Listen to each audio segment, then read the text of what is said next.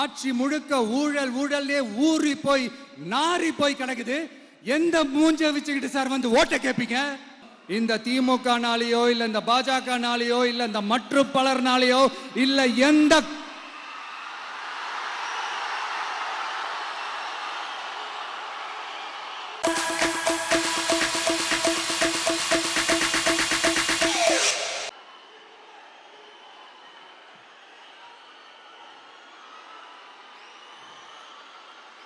என் நெஞ்சில் குடியிருக்கும்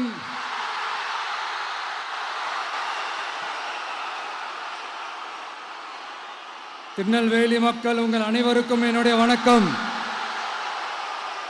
வணக்கம் வணக்கம் வணக்கம் வணக்கம். எல்லாரும் எப்படி இருக்கீங்க?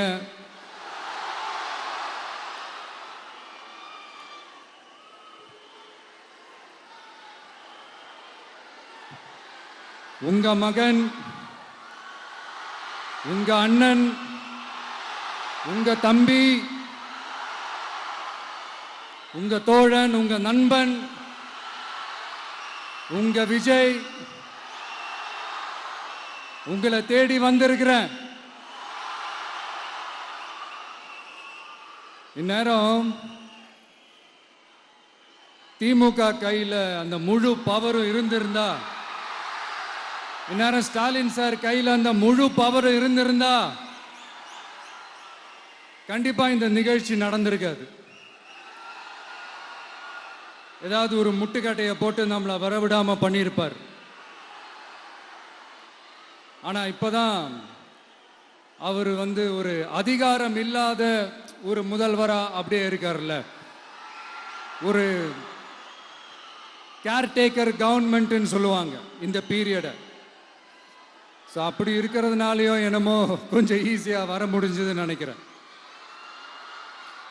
அது மாதிரி இந்த திமுக கவர்மெண்ட் நமக்கு எவ்வளவு பிரச்சனைகள், எவ்வளவு நெருக்கடிகள், எவ்வளவு அவதூறுகள், அவங்களையும் தாண்டி இன்னும் சில பேர் இன்னும் நிறைய அவதூறுகள் எல்லாமே பரப்புனாங்க.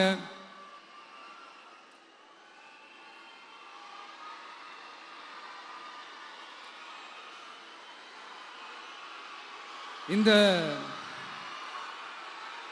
திமுக கூட்டணிக்கும் பாஜக கூட்டணியுமே இவங்க ரெண்டு பேருமே வெளியில வேணா தனித்தனியா இருப்பாங்க, ஆனா உள்ளுக்குள்ள இவங்க ரெண்டு பேருமே ஒண்ணுதான். இவங்க ரெண்டு பேருக்குமே ஒரே நோக்கம்தான். அது என்ன நோக்கம் தெரியுமா? உங்களுக்காக நல்லது செய்ய, உங்களுக்காக உழைக்க, உங்களோட கூடவே நிற்க இந்த விஜய் வந்துடக்கூடாது. அதுதான் அவங்களுடைய அந்த நோக்கமே. ஏன்னா இந்த விஜய் வந்ததிலிருந்து அவங்க நிறைய இந்த ஊழல்லாம் செஞ்சுக்கிட்டு இருந்தாங்கல்ல, ஒரு லிஸ்ட் போட்டு சொன்னல, அதெல்லாம் அவங்களால செய்ய முடியாம போச்சு. எல்லாத்துலயும் மண்ணு விழுந்துருச்சு. அதனால சம கோபத்தில் இருக்கிறாங்க என் மேல. அதே மாதிரி அடுத்து ஆட்சிக்கு வர முடியாத ஒரு சூழ்நிலையை மக்களே நீங்களே ஆல்ரெடி உருவாக்கிட்டீங்க. இந்த கூட்டணி கணக்கு, அந்த கணக்கு, இந்த கணக்கு எதுவுமே எடுபடல. இந்த அரித்மேட்டிக் கணக்கு, மேத்தமேட்டிக்ஸ் கணக்கு எல்லாமே மண்ணுக்குள்ள புதைச்சிட்டீங்க. அப்புறம் இந்த கொள்ளையடிச்சு வச்சிருக்கிற இந்த பணத்தை எல்லாம் வச்சு கல்லாப்பட்டி கூட்டணின்னு ஒன்று சேர்த்து வச்சிருந்தாரு. அது எல்லாமே இப்ப கலகலத்து போய் நிக்குது. டாப் தனியா, பாட்டம் தனியா, ரீப்பர் தனியா, ஜாயிண்ட் தனியா, அப்படி நிக்குது தனித்தனியா. எல்லாமே அப்படியே ஒட்ட வச்சுக்கிட்டு இருக்கிறாரு. கூட்டணி கட்சிக்காரங்களே ஒருத்தருக்கு ஒருத்தர் ஓட்டு போட்டுக்க மாட்டாங்க போல் இருக்கு. அப்படி இருக்கு நிலைமை இந்த திமுக கூட்டணியில. சரி, இவங்களுக்கு தான் இந்த நிலைமைன்னு பார்த்தா இந்த பாஜக தலைமையில் மற்றும் பலர் அவங்க நிலைமை இன்னும் மோசமா இருக்குது. அதனால மக்களே, இந்த திமுகவோட நேரடி கூட்டணிக்கும் மறைமுக கூட்டணிக்கும் நம்ம மேல காண்டு.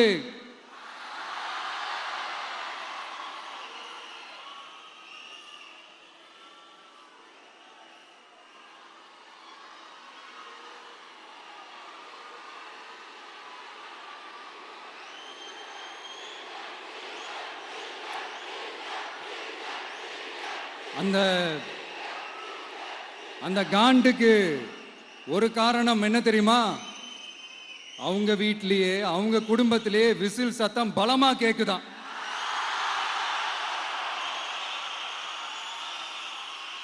அடுத்த காண்டு அது இந்த சில சில பல கோடிகளை கொடுத்து நம்ம தமிழ்நாட்டு காங்கிரஸை பையில போட்டுக்கிட்டாங்க. யாரு? ஸ்டாலின் சார். ஆனா உண்மையான காங்கிரஸ் யாரு பக்கம் நிக்குது? நம்ம பக்கம் நிக்குது. சிறுபான்மை மக்களோட அந்த திமுக சாயம் வெளுத்து போச்சே. இந்த விஜய் என்னடானா மதச்சார்பற்ற கொள்கையோட உண்மையான ஒரு முகமா இருக்கிறானே. இந்த சிறுபான்மை மக்கள் வேற இந்த விஜய் பக்கம் தானே நிக்கிறாங்க அப்படின்ட்டு இந்த திமுகவுக்கும் பாஜகவுக்கும் என் மேல காண்டோ காண்டு. அதுக்காக நாம் என்ன செய்ய முடியும்? இந்த 33 வருஷமா ஒவ்வொரு வீட்டுக்குள்ளேயும் ஒவ்வொரு மனசுக்குள்ளேயும் போறதுக்கு நாம் பட்ட பாடு எனக்கு தானே தெரியும்.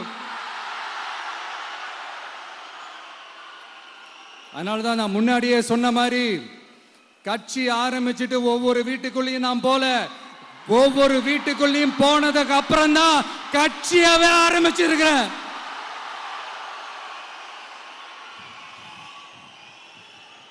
இது இந்த அரசியல் எல்லாத்தையும் தாண்டி இருக்கிற ஒரு உறவு. கட்சி கிட்சி எல்லாத்தையும் தாண்டி இருக்கிற ஒரு உறவு. இது ஒரு பூர்வ ஜென்ம பந்தம். இது சும்மா இந்த அரசியல் ஆதாயம் தேடுறவங்களுக்குலாம் இது என்னன்னே புரியாது.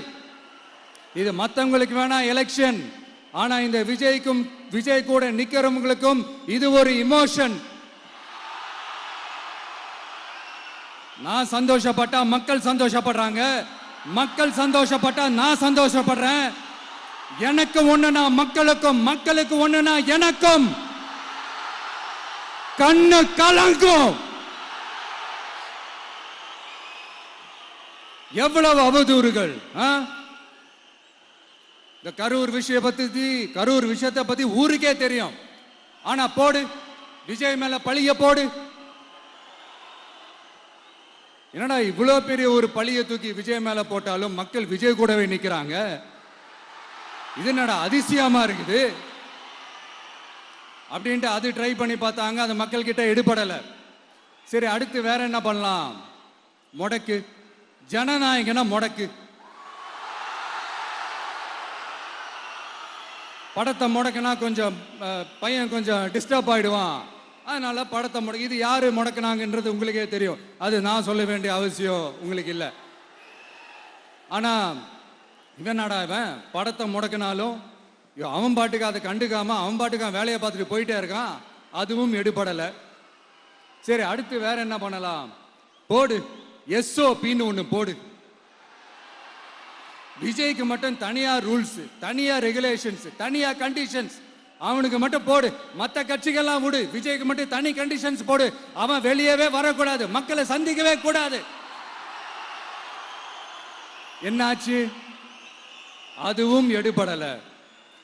சரி, அடுத்து வேற என்ன பண்ணலாம்? நம்மளை சுத்தி இருக்கிறவங்கள வச்சு, அதாவது இத்தனை வருஷமா வெயிட் பண்ணி இப்போ எலெக்ஷனுக்கு 30 நாளைக்கு முன்னாடி கரெக்டா அந்த டைம் பார்த்து ஒரு அவதூறு பரப்ப வேண்டியது. அது என்னன்னு உங்களுக்கே தெரியும். அதுவும் மக்கள் கிட்ட எடுபடல. அது மாதிரி எத்தனை சோதனைகள், எத்தனை வேதனைகள் நீங்க கொடுத்தாலும் இந்த திமுகனாலேயோ இல்ல இந்த பாஜகனாலேயோ இல்ல இந்த மற்றும் பலர்னாலேயோ இல்ல எந்த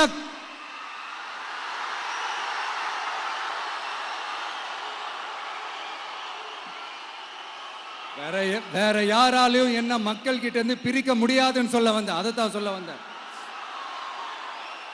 ஒவ்வொரு வீட்டில் இருக்கிற ஒவ்வொரு விஜயும் இருக்கிற வரைக்கும் என்ன மக்கள் கிட்ட இருந்து பிரிக்கவே முடியாது. இப்படி இந்த சொந்த பந்தம் இவ்வளவு ஸ்ட்ராங்கா இருக்கிறதுனால தான் நான் முன்னாடியே சொன்ன 234 தொகுதியிலும் இந்த விஜய் தான் வேட்பாளர் அப்படின்னு தான் அதை நான் செஞ்சிருக்கிறேன். ஏன்னா நம்மளுடைய வேட்பாளர்கள் யாரும் டாட்டாவோ பிர்லாவோ அம்பானியோ அதானியோ கிடையாது. நம்ம வீட்டில் இருக்கிறவர், நம்ம குடும்பத்தில் இருக்கிற ஒருத்தரை தான் நான் வேட்பாளரா செலக்ட் பண்ணியிருக்கிறேன். அப்படி செலக்ட் பண்ணி தான் உங்ககிட்ட நான் ஒப்படைச்சிருக்கிறேன். அதனால அந்த வேட்பாளர் வேற, இந்த விஜய் வேற அப்படின்னு நினைச்சிடாதீங்க. இந்த விஜய் தான் வேட்பாளர், அந்த வேட்பாளர் தான் விஜய்.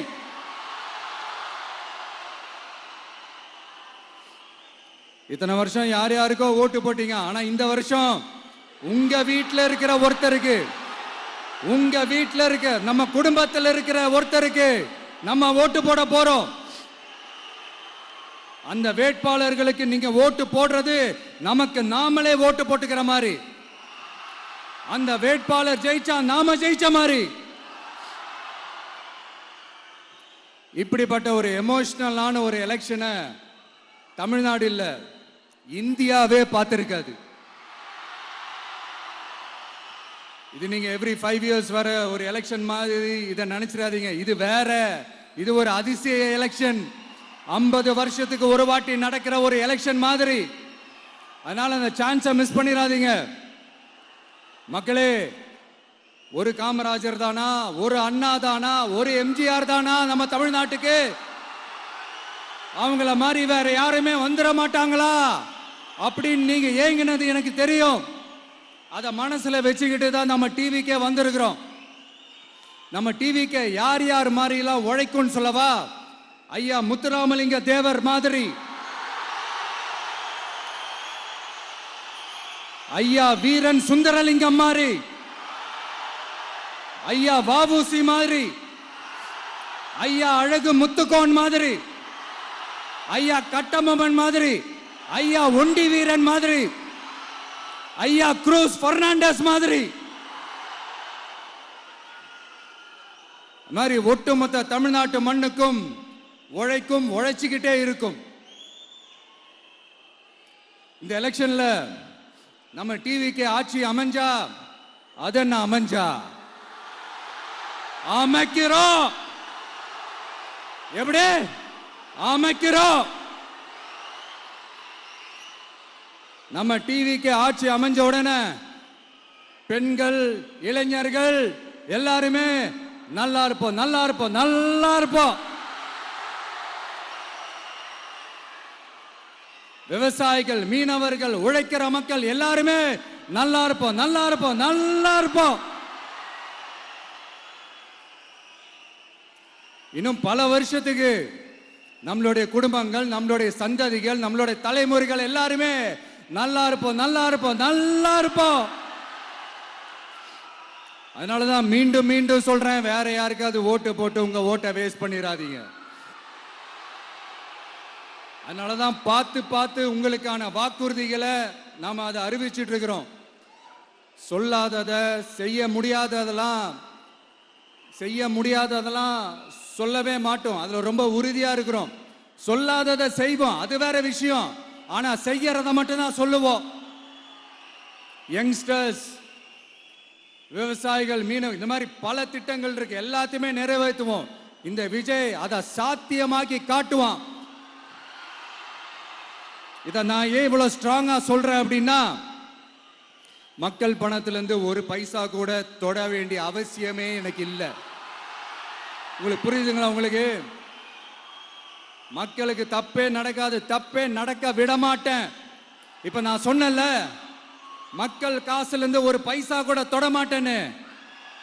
அதை இப்ப ஆண்டுகிட்டு இருக்கிறவங்க, இதுக்கு முன்னாடி ஆண்டவங்க தில்லா சொல்ல முடியுமா? என்னை எதிர்த்துட்டு இருக்கிறவங்களால தில்லா, கட்ஸா, கெத்தா இத சொல்ல முடியுமா? நீங்க ஒழுங்கா ஆட்சி நடத்திருந்தா பெண்கள் பாதுகாப்பு ஏன் இவ்வளவு மோசமா இருக்குது? இளைஞர்களுக்கு ஏன் வேலை வாய்ப்பு இல்லாம போச்சு? போதைப் பொருள் கலாச்சாரம் ஏன் அதிகமா இருக்கு? சட்டம் ஒழுங்கு ஏன் சரியா இல்ல? வன்முறை ஏன் தலைவரிச்சு ஆறுது? இதுக்கு உங்களால பதில் சொல்ல முடியுமா ஸ்டாலின் சார்? பதில் சொல்ல தகுதி இருக்கான்னு தான் கேட்டிருக்கணும். ஆனா கொஞ்சம் நாகரிகம் கருதி அப்படி வேணான்னு பாக்குறேன். 2-2.5 வயசு குழந்தைய துள்ள துடிக்க உங்க திமுக நிர்வாகி ஒருத்தன் கொன்னானே, அதுக்கு என்ன பதில் சொல்ல போறீங்க? விளாத்திக்குளம் பக்கத்துல +2 படிக்கிற ஒரு பொண்ணு டாய்லெட் வசதி சரியா இல்லாம ஒரு அவசரத்துக்கு காட்டு பக்கம் போய் ஒதுங்கினாங்களே, என்னாச்சு? இந்த உலகத்தை விட்டே போயிட்டாங்க. அதுக்கு என்ன பதில் சொல்ல போறீங்க? இந்த பிள்ளைங்களை உங்களால திருப்பி கொடுக்க முடியுமா சார்? 5 வருஷமா போலீஸ் டிபார்ட்மெண்ட் கையில வச்சுக்கிட்டு என்ன சார் பண்ணீங்க? பொம்மைகள் மாதிரி வச்சு விளையாடிட்டு இருந்தீங்களா? ஒரு மனசாட்சின்றது வேணாம். நாங்குநேரி பிரச்சனையை பத்தி பேசினா அது போதையில நடந்துச்சான், போதை பொருட்கள்னால அது நடந்துச்சான். பெரிய கண்டுபிடிப்பு எங்களுக்கு தெரியாது பாரு. அது எங்களுக்கும் தெரியும், உங்களுக்கும் தெரியும். கேள்வி அது இல்ல, அதை ஏன் தடுக்கலன்றதுதான் எங்களுடைய கேள்வி. இது மட்டுமா?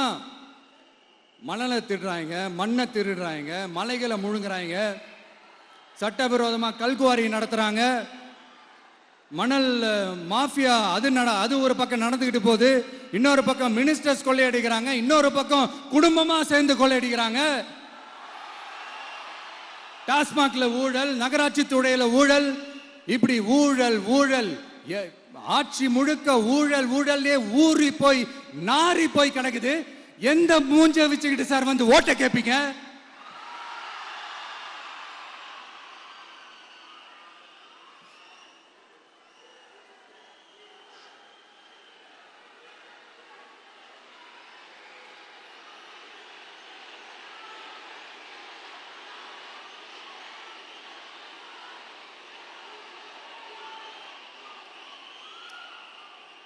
இந்த எலெக்ஷன் சும்மா உங்க பணத்தை எல்லாம் வச்சுக்கிட்டு ஒன்னும் கிழிக்க முடியாது. உங்க பணத்தை எல்லாம் வச்சு மக்கள் எல்லாம் விலைக்கு வாங்கவே முடியாது. இது ஒரு மாற்றத்திற்கான ஒரு எலெக்ஷன். ஒட்டுமொத்த தமிழ்நாட்டு மக்களும் அந்த மாற்றத்தை கொண்டு வர போற அந்த எலெக்ஷன். இது உங்களாலேயோ இல்ல அந்த மற்றும் பலர்னாலேயோ ஒன்னும் தடுக்க முடியாது. அதனால மக்களே, ஏப்ரல் 23 காலையில சும்மா பக்காவா ரெடி ஆயிட்டு வீட்டில் இருக்கிற சாமியெல்லாம் கும்பிட்டுட்டு உங்க ஓட்டர் ஐடி கார்டை கையில் எடுத்துக்கிட்டு முதல்ல பூத்துல போய் நின்று அந்த விசில் சின்னத்துக்கு நேரா இருக்கிற அந்த பட்டனை ஒரு அழுத்துங்க. இது ஒரு தலைமுறைக்கான ஒரு தேர்தல், உங்களுக்கான தேர்தல். எப்பேற்பட்ட வசதியான வாழ்க்கையா இருந்தாலும் எல்லாத்தையும் தூக்கி எறிஞ்சிட்டு உங்களுக்காக மட்டுமே வந்திருக்கிறேன். உங்களுக்காக நன்றி கடன் செலுத்துறதுக்காக மட்டுமே வந்திருக்கிறேன். அத்தனை வழிகளையும் தாங்கிக்கிட்டு உங்களுக்காக மட்டுமே வந்திருக்கிறேன். ஒரு நாளும் பொய் சொல்லி உங்களை நான் ஏமாத்தவே மாட்டேன். இந்த 4 முனை போட்டி, 40 முனை போட்டி, எத்தனை முனை போட்டின்னு எத்தனை உருட்டினாலும் இங்க 2 முனை போட்டி மட்டும்தான். ஒண்ணு, இன்னொன்னு எஸ், ஒன்னு டிவிகே, இன்னொன்னு டிஎம்கே. மக்கள் விரோத ஆட்சி நடத்துற ஸ்டாலின் சார் வேணுமா? மக்களை நேசிக்கிற உங்க விஜய் வேணுமா? அவ்வளவுதான் இந்த எலெக்ஷன். அதனால உங்க மகனுக்கு, உங்க அண்ணனுக்கு, உங்க தம்பிக்கு, உங்க பிள்ளைக்கு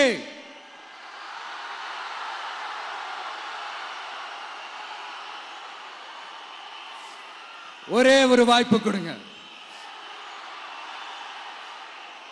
தயவு செஞ்சு விசில் சின்னத்துக்கு ஓட்டு போடுங்க. இது ஒரு விசில் புரட்சி தேர்தலா இருக்கணும். நான் தன்னந்தனியாளு, நீ எல்லாம் நம்ம அப்பாரு, கொஞ்சம் நவந்தனா இங்க 8 கோடி பேரு, மிரல போது ஸ்டேட்டு நம்ம விசில் சத்தம் கேட்டு, நல்ல வங்க வாழ இங்க விசில் கடி ஓட்டே. கடைசி நம்பிக்கை மக்களை தேடி வருது, அதை இறுக்கி பிடிச்சு ஒரு வரலாறு எழுது. உங்க விஜய், நான் வரேன். விசில் அடிக்க ரெடியா? கான்பிடண்டா இருங்க. நல்லதே நடக்கும். வெற்றி நிச்சயம். மீண்டும் சந்திக்கும் வரை நன்றி, வணக்கம்.